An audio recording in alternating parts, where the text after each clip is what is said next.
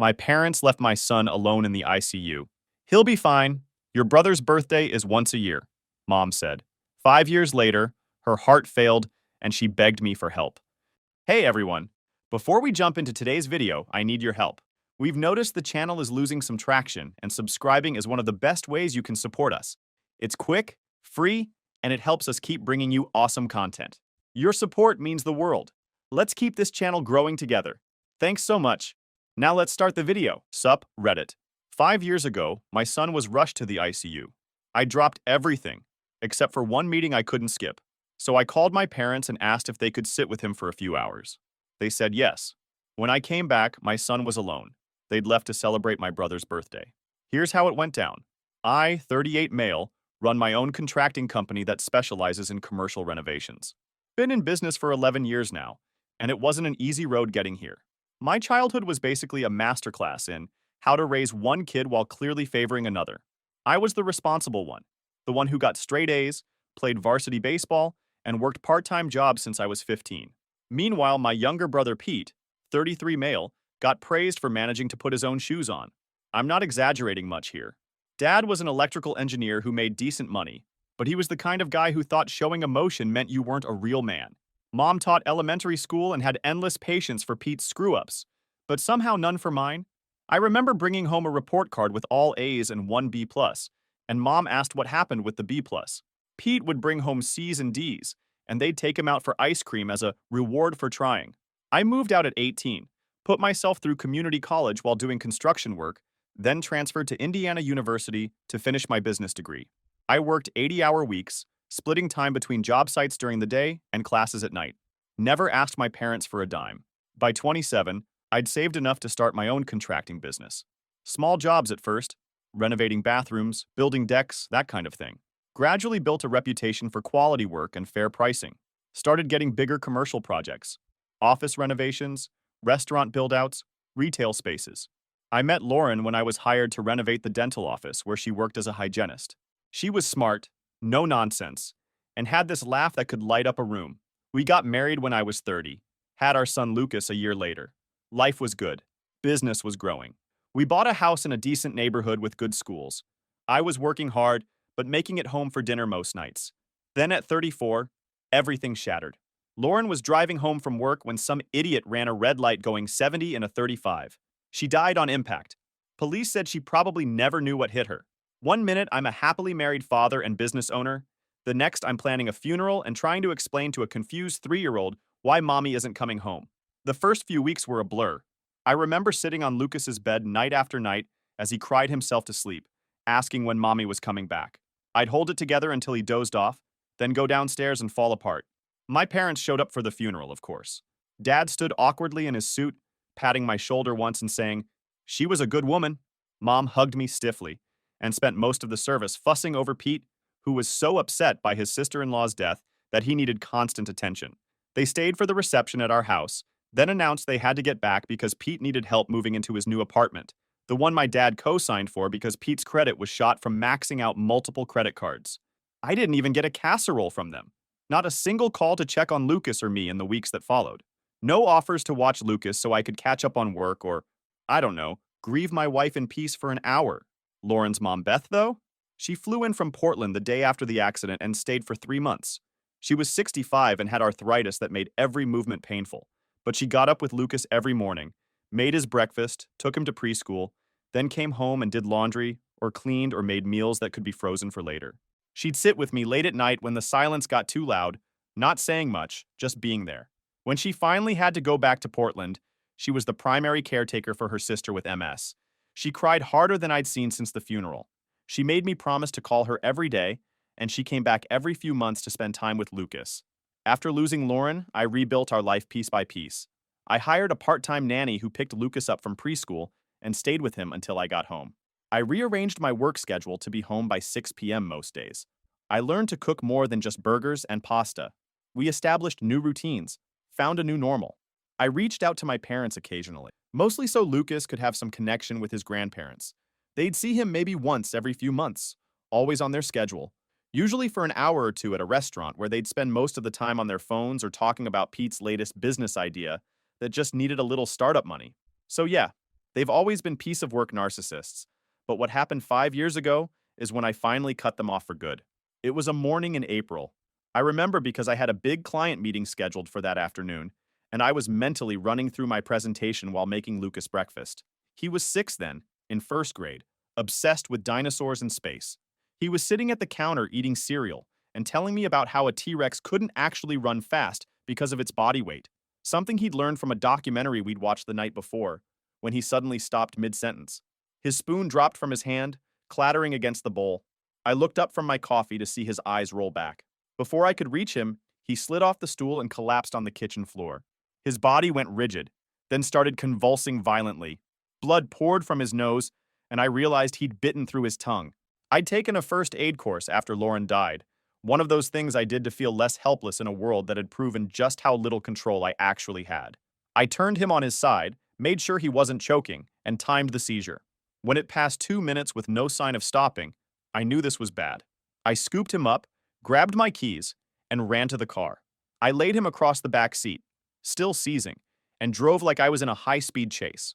Made the 15-minute drive to the hospital in under 7 minutes, blowing through red lights and stop signs. I pulled right up to the emergency entrance, carried him in, and shouted for help.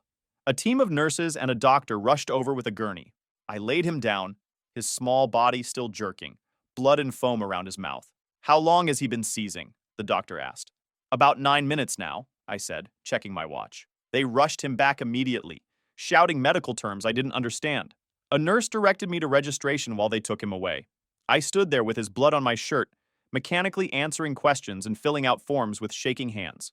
4 hours passed before a doctor came out to talk to me. Dr. Rivera was a woman in her mid-40s, with tired eyes and a direct manner.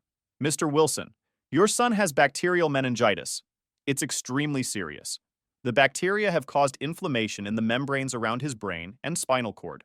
The seizure was a result of this inflammation. We've started him on powerful antibiotics, but the next 48 hours are critical." She explained they were admitting him to the ICU. The meningitis had progressed rapidly, and they were concerned about increased intracranial pressure, swelling in his brain. If the antibiotics didn't reduce the swelling quickly enough, they might need to perform a procedure to relieve the pressure.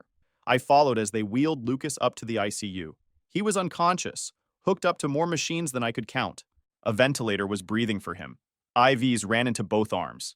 Monitors beeped steadily, measuring each life function. I sat beside his bed, holding his limp hand, trying to process how we'd gone from dinosaur facts at breakfast to this nightmare in just a few hours. Between talking with doctors and nurses, I made calls to reschedule everything on my calendar. My project manager stepped up to handle the day-to-day stuff. Clients were understanding once I explained the situation, but there was one meeting I couldn't reschedule. After 10 years of building my company, we were about to land a $1.5 million contract renovating a chain of high-end fitness centers. The investors were flying in from Singapore for just this one evening to sign the paperwork and finalize details. The whole deal hinged on me being there from 6 p.m. to 10 p.m. My business partner Carl was in Zurich that week, meeting with suppliers. I was the only one who could sign off on the final terms. If I missed this meeting, there was a good chance the investors would walk. They had other contractors waiting in line if we couldn't deliver. This contract would allow me to hire more staff, take on bigger projects, and most importantly, create more financial security for Lucas. After losing Lauren, making sure Lucas was provided for had become my singular focus. I called the head nurse to ask about Lucas's status. "He's stable for now," she said. "The antibiotics are being administered, and we're monitoring his intracranial pressure closely. The neurologist will be doing checks throughout the evening." Then I called my parents. They lived 15 minutes from the hospital in the same house I'd grown up in. "Mom, it's Dean," I said when she answered. "Lucas is in the ICU with bacterial meningitis. It's really serious. I need you and Dad to come sit with him for just 4 hours tonight while I close this deal. It's critical." "Of course, Dean," she said without hesitation. "We'll be there. Don't worry about Lucas. Focus on your meeting."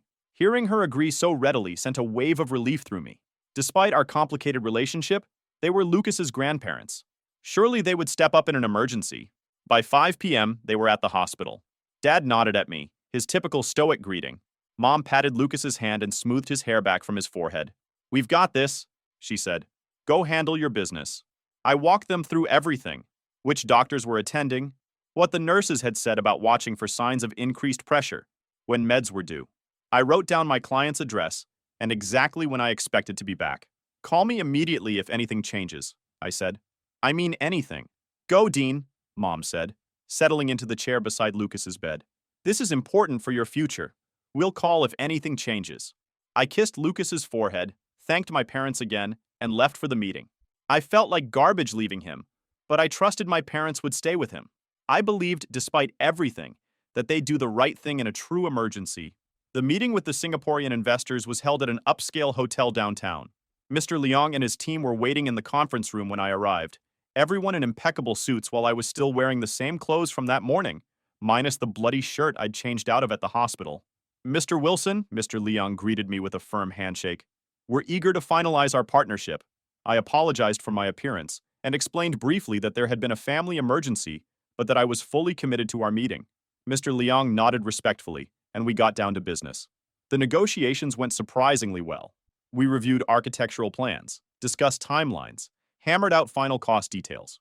By 8:30 p.m., they were satisfied with everything and ready to sign the contracts. I instinctively checked my phone and realized I'd put it on silent for the meeting. No missed calls or texts, which I took as a good sign. Lucas must be stable. Mr. Liang caught my glance. You look concerned, Mr. Wilson. Is everything all right? I hesitated, not wanting to derail the meeting when we were so close to finishing. My son's in the ICU. My parents are with him, but he raised his hand. Say no more.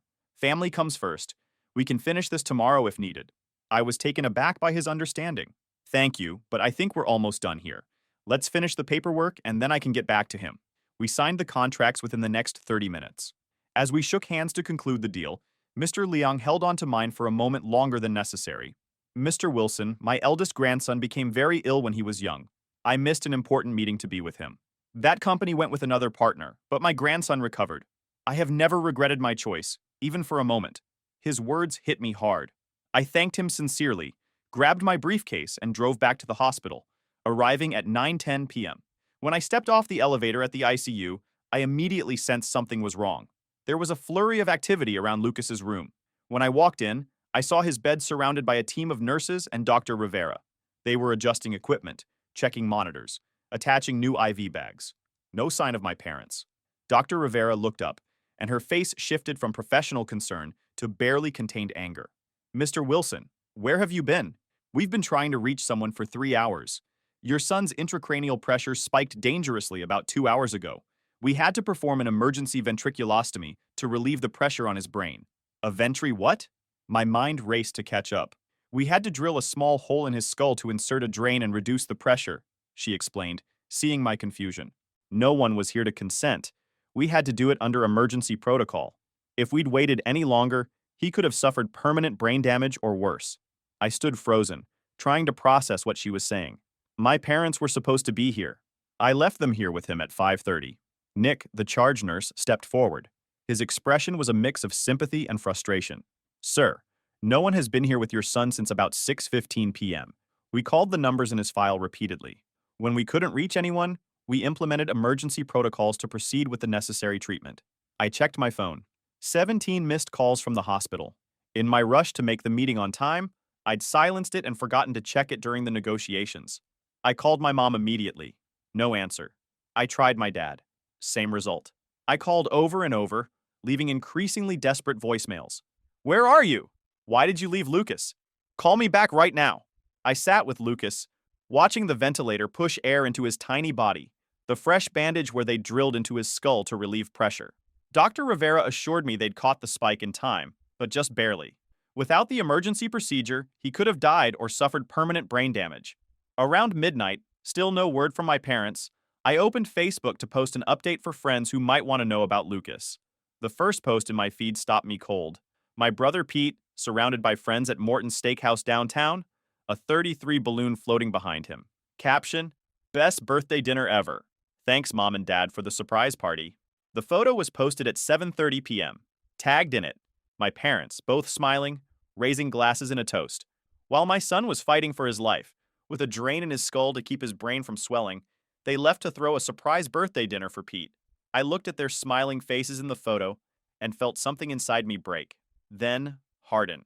I stared at that picture for a long time, the pieces falling into place. They hadn't even bothered to call the hospital to check on Lucas.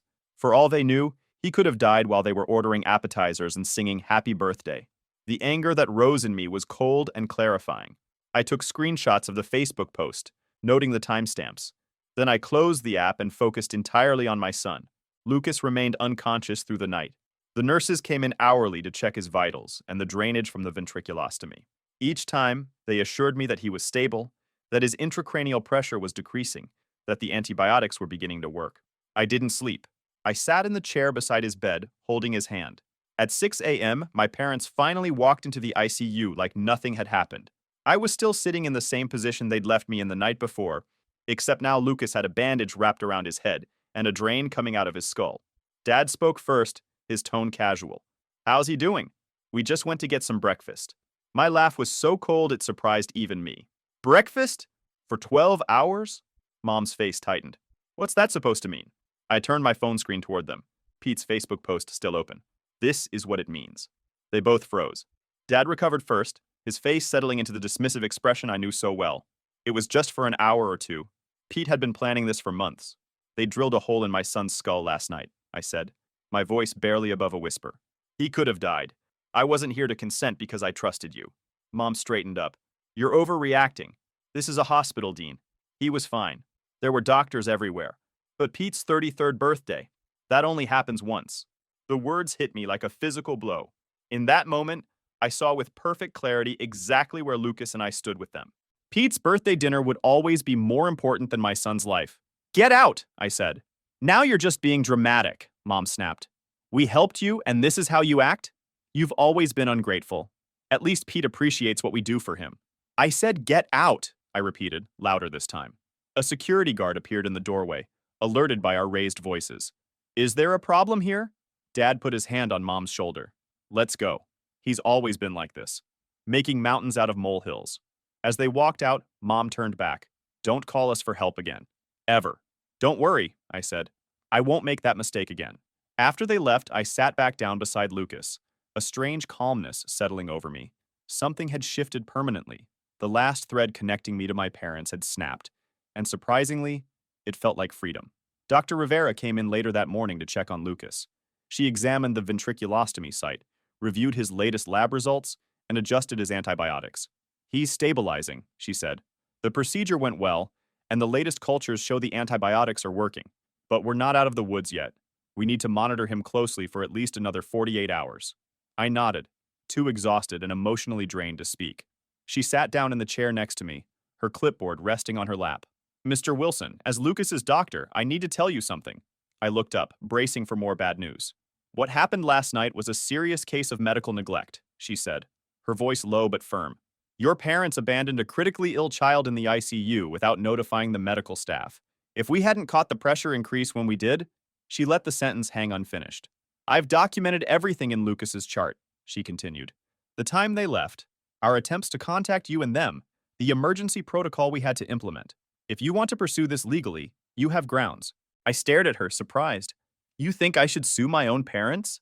She met my gaze steadily. "I think what they did could have cost your son his life. I've been a doctor for 20 years, and I've seen too many children harmed because adults didn't take their responsibilities seriously. That's all I'm saying." After she left, I called Lauren's mom, Beth. She answered on the first ring. "How's my boy?" she asked immediately. She called every day to check on Lucas. I told her everything. The meningitis, the surgery, my parents abandoning him for Pete's birthday dinner. "I'm on the next flight," she said without hesitation. "Don't move from his side until I get there." My business partner Carl called next. I'd texted him about the emergency before the meeting with the Singaporeans. "The deal's signed," I told him, "but Lucas's condition is worse than we thought." "The Singaporeans understand completely," he said. "Mr. Liang called me this morning. He speaks very highly of you. Said you showed exceptional character in how you handled the situation. They're fully committed to working with us." He paused, then added, "Don't worry about anything but your boy. The business can run without you for a while. We've got good people." That afternoon, a nurse came in with some paperwork. "Are you Dean Wilson?" When I nodded, she handed me a business card. "This is Jason Mercer. He's the hospital's legal counsel. He'd like to speak with you when you have a moment." Jason was a sharp-looking guy in his 40s with a no-nonsense manner. He explained that the hospital had a legal obligation to report cases of child endangerment to the proper authorities. "What happened with your son falls into that category," he said. The hospital will be making a report, but you have options too. He outlined what a civil lawsuit might look like: the grounds for negligence, child endangerment, and emotional distress, the potential damages I could seek, the process and timeline. Talk to your own attorney before making any decisions, he advised. But don't wait too long. There are statutes of limitations on these matters. By the time Beth arrived that evening, I had made my decision. My parents had shown me exactly who they were and where Lucas and I ranked in their priorities. Now I would show them there were consequences for that choice. Lucas spent 2 weeks in the hospital. The meningitis had been caught in time to prevent permanent damage, but his recovery would be long. He suffered from headaches, fatigue, and sensitivity to light and sound. Beth never left our side, sleeping in the chair next to his bed, organizing meal deliveries from friends. She was 65 with arthritis that made every movement painful, but she never complained. I'd worked out a system with my company. I'd go in for 2 hours each morning while Beth stayed with Lucas, then return to the hospital for the rest of the day. My project managers stepped up, handling job sites and client meetings. We didn't lose a single contract. Mr. Liang, the Singaporean investor, surprised me by showing up at the hospital one morning during the second week. He brought a hand-carved wooden robot for Lucas and insisted on rescheduling our planning meetings for after Lucas was discharged. Business can wait, he said simply. I've been where you are. 20 years ago, my daughter had leukemia. I almost lost a major deal because I wouldn't leave her side. Now that company is my biggest client. He handed me his card with his personal number. Call me when you're ready. The deal will still be there. When Lucas was finally discharged, we had a new routine. Beth moved into my guest room, just until Lucas is back on his feet. Two of my employees, Kevin and Marcus, started showing up weekends to help with yard work and house repairs I'd been neglecting. Kevin sat with Lucas, teaching him card tricks and telling him stories while I caught up on work. Marcus brought his kids over to play with Lucas once he was stronger, giving him some normal kid time. 3 months after Lucas came home, I met with Anthony Reeves, a lawyer who specialized in personal injury and medical negligence cases. I brought all the documentation: Lucas's medical records, the hospital incident reports, screenshots of Pete's Facebook post, and my phone records showing the missed calls from the hospital. Anthony reviewed everything carefully. This is a strong case, he said, but I want to be clear. Suing family is always messy. It gets personal fast. They stopped being my family the moment they walked out on my son, I replied. Even so, you need to be prepared. They'll likely claim you're the one who abandoned your son by going to a business meeting. They'll try to minimize what happened. They'll make it emotional. We filed the lawsuit the following week.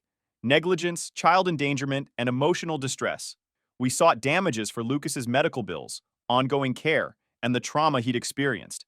The first court filing hit them like a bomb. Dad called, raging about family betrayal and how I was always jealous of Pete.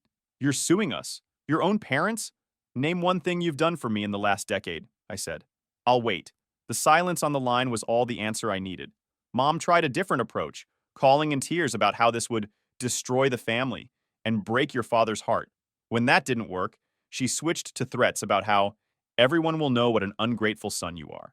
I didn't bother pointing out that was a price I was willing to pay. I simply said, "See you in court," and hung up. The lawsuit dragged on for over a year. My parents hired an expensive attorney who tried to paint me as an irresponsible father who abandoned my child for a business meeting. But the hospital records were damning, and Dr. Rivera's testimony about the emergency procedure and my parents' disappearance was irrefutable. We had witnesses, nurses, the ICU receptionist who logged their early departure, even the waitress from the steakhouse who remembered them arriving for Pete's party, commenting on the sweet balloon arrangement they'd brought. The final nail was Pete's Facebook post with the timestamp and photos, plus his own deposition where he admitted knowing that my parents had left Lucas in the hospital to attend his surprise party. "Did you consider asking them to stay with your nephew instead?" Anthony asked him during the deposition. Pete shrugged. "It was my birthday." The judge's expression during that testimony told me everything I needed to know. Throughout the process, Lucas continued to recover. The headaches gradually subsided. His energy returned. He went back to school, rejoined his soccer team, started taking karate lessons. But he never asked about my parents. We won. The judge's ruling was clear and unequivocal. The court finds the defendant's actions showed a reckless disregard for the welfare of a minor in critical condition. This is not merely a family disagreement, but a serious case of neglect that could have resulted in tragedy. The judgment: $750,000 for Lucas's medical bills, ongoing care, and emotional damages. The judge also ordered my parents to pay all court costs. My parents weren't wealthy, but they had equity in their house and decent retirement accounts. The judgment would force them to sell their home and liquidate most of their savings. As we left the courthouse, Dad approached me, ashen-faced. "You've ruined us," he said flatly. "I hope you're satisfied." I looked at him, feeling nothing. "No, Dad. You ruined yourselves the moment you walked out on Lucas. This is just the bill. The money from the lawsuit went into a trust for Lucas's education and future needs, with a portion set aside for any ongoing medical treatment he might require. I didn't want or need their money. I wanted accountability." 4 years passed after the lawsuit. Lucas, now 11, had fully recovered with no lasting effects from the meningitis. He was a straight-A student, played competitive soccer, and had developed an interest in computer programming. Beth had permanently moved to Indianapolis, buying a small house 10 minutes from ours. She came for dinner 3 times a week and had become the grandmother Lucas deserved. Kevin and Marcus remained close friends, our families spending holidays together. They'd become Lucas's honorary uncles, teaching him to fish, helping him build a treehouse, showing up for his soccer games and school performances. The contract with the Singaporeans had expanded to a $5 million annual business relationship. Mr. Leung and I had become friends, with his company opening doors I never thought possible. My business now employed 45 people and had expanded into 3 states. I heard through mutual acquaintances that my parents had been forced to sell their house and move into a small apartment across town. Pete's business ventures had all failed, and he'd moved in with them, still living off what little they had left. The court judgment had hit them hard. They'd appealed but lost. After paying legal fees in the settlement, they were left with minimal savings for their retirement. Dad had gone back to work as a consultant, but at 70, the opportunities were limited. Then one evening, my phone rang with a number I didn't recognize. "Mr. Wilson? This is Mercy Hospital. Your mother has been admitted with a severe cardiac event. She's asking for you." I sat there, letting the words sink in. "I understand. Thank you for letting me know." I didn't rush to the hospital. Instead, I finished dinner with Lucas, helped him with homework, and tucked him in. Then, I drove slowly across town, parking in the same hospital garage where I desperately rushed with Lucas years before. When I walked into her room, Mom looked small and fragile, tubes and wires connecting her to machines. Dad sat slumped in a chair beside her, looking every bit of his 70 years. His head snapped up when he saw me. "Dean, thank God. We need your help." I said nothing, just looked at them both. "Your mother needs bypass surgery," Dad continued.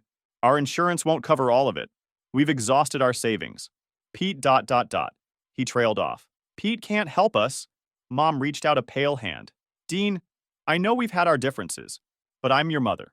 Please help us. We have nowhere else to turn." I looked at her outstretched hand, remembering Lucas's small fingers wrapped in bandages, the ventilator breathing for him while they ate birthday cake across town. "The surgery," Dad pressed.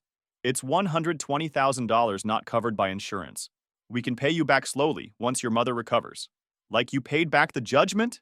I asked quietly. Dad flushed. "That was different. That was you being vindictive." "Dean, please," Mom whispered. I stepped closer to the bed, looking down at her. "You know, when Lucas was lying in the ICU and they had to drill into his skull because his brain was swelling, no one was there to hold his hand. No one who loved him was there to speak for him.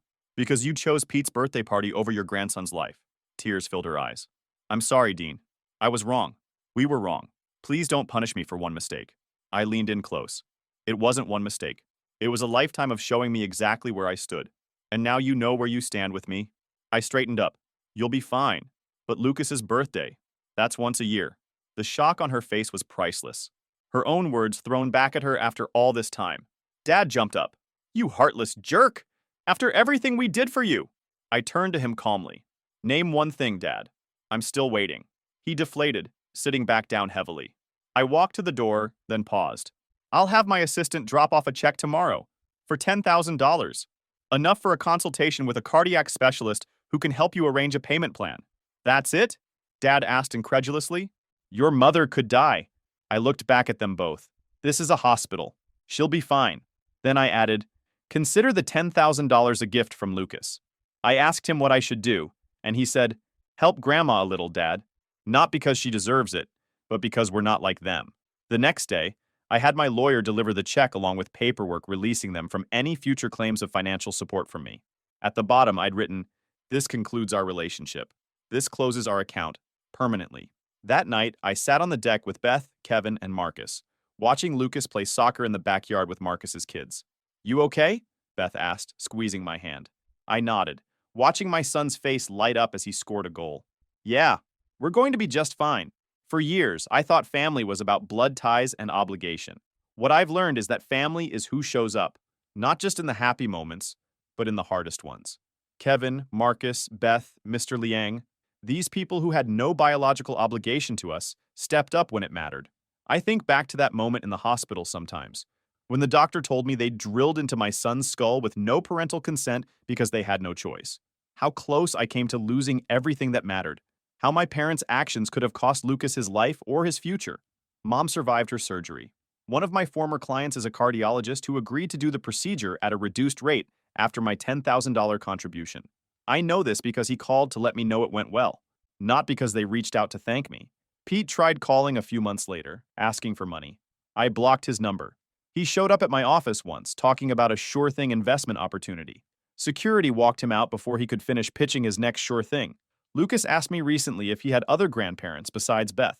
He was doing a family tree project for school. I told him the truth, that my parents were still alive but weren't part of our lives, because they'd made choices that showed they couldn't be trusted with his well-being. Were they mean to you when you were little? He asked.